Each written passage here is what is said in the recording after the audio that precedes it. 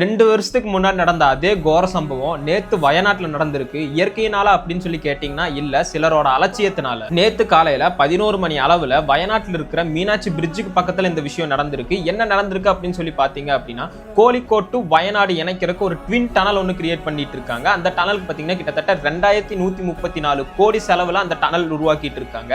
அந்த டனல் உருவாக்குறதுக்காக சில மண்கள் எல்லாம் தோண்டுவாங்க பாத்தீங்களா, அந்த மண்ணுகள் எல்லாத்தையுமே எந்த ஒரு சயின்டிபிக் நாலேஜும் இல்லாம ஒரு இடத்துல குமிச்சு வச்சிருந்திருக்காங்க. டன் கணக்குல ஒரே இடத்துல மணலை குமிச்சதுனால, மழை பெஞ்சதுனால தண்ணி உள்ள போய் மணல்கள் தளர்ந்து இந்த மண் சரிவு ஏற்பட்டிருக்கு அப்படின்னு சொல்லி கேரளாவோட அக்ரிகல்ச்சர் மினிஸ்டர் இந்த கான்ட்ராக்டர் மேல குற்றம் சாட்டியிருக்காரு. இந்த மாதிரி எதுவும் நடந்துடக்கூடாது அப்படின்னு சொல்லி தான் ஜூன் 20ஆம் தேதியே அந்த டிஸ்ட்ரிக்ட் கலெக்டர் வந்து அந்த கான்ட்ராக்டருக்கு வந்து வார்னிங் கொடுத்திருந்திருக்காரு.